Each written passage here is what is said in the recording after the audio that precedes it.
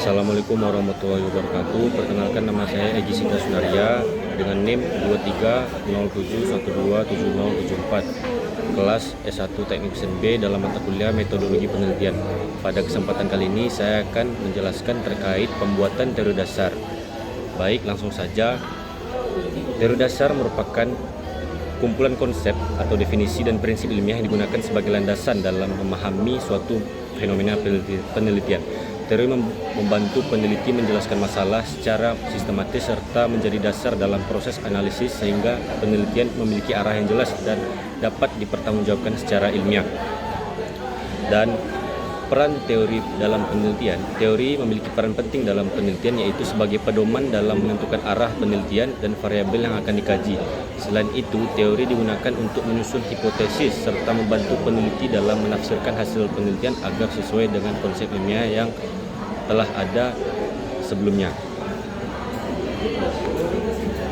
Hubungan teori dan data. Hubungan antara teori dan data dalam penelitian terdiri dari 3 pendekatan utama. Yang satu, pendekatan induktif, yaitu pembentukan teori berdasarkan data atau fakta lapangan.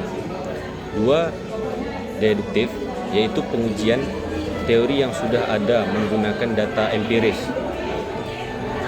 Yang ketiga, interaktif, yaitu teori dan data saling mempengaruhi selama proses penelitian berlangsung. Pendekatan ini membantu peneliti memahami bagaimana teori dikembangkan dan diuji. Dan selanjutnya, membahas fungsi dari teori dasar.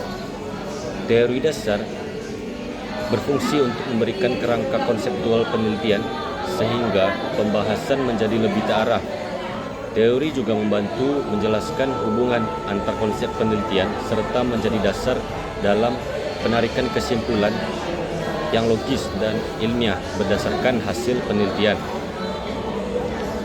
Selanjutnya, membahas tentang literatur review atau tinjauan pustaka. Literatur review atau tinjauan pustaka merupakan proses mengkaji berbagai sumber ilmiah yang relevan dengan topik penelitian seperti jurnal, buku akademik, dan penelitian terdahulu.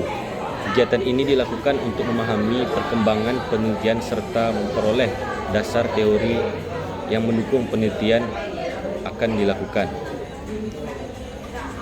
Tujuan literatur review atau tinjauan pustaka adalah untuk mengetahui penelitian yang telah dilakukan sebelumnya serta menemukan celah penelitian atau research gap. Selain itu, literatur review membantu menghindari duplikasi penelitian dan memperkuat landasan teori agar penelitian memiliki kontribusi yang jelas. Selanjutnya yaitu sumber literatur ilmiah.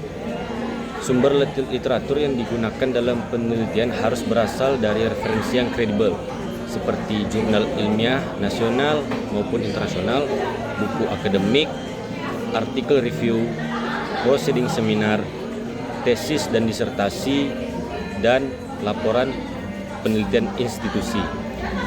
Pemilihan dari sumber yang tepat sangat mempengaruhi kualitas dari penelitian yang akan dilakukan. Selanjutnya, kita membahas tahapan literatur review. Proses dari studi literatur dilakukan melalui 3 tahap utama, yaitu searching.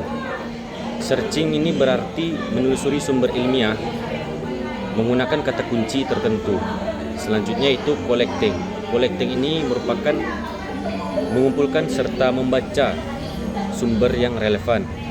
Selanjutnya itu ada evaluating, yaitu menilai kualitas sumber berdasarkan kredibilitas dan kesesuaian dengan topik penelitian yang akan dilakukan.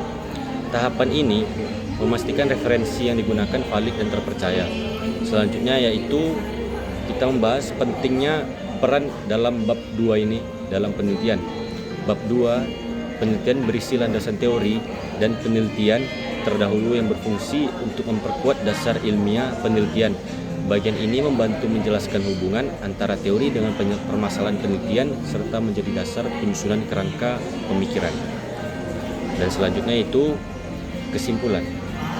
Kesimpulannya, teori dasar merupakan fondasi utama dalam penelitian ilmiah karena memberikan arah dan kerangka berpikiran jelas. Selanjutnya, teori literatur membantu memahami dalam penelitian sebelumnya. Selanjutnya, pemilihan teori yang tepat dapat meningkatkan kualitas dari penelitian yang akan dilakukan. Dan terakhir, bab dasar atau bab teori dasar dapat memperkuat validitas dalam penelitian yang akan dilakukan. Baik, terima kasih. Sekian dari pemaparan materi dari saya. Mohon maaf apabila ada kekurangan dalam penyampaian saya. Terima kasih. Assalamualaikum warahmatullahi wabarakatuh.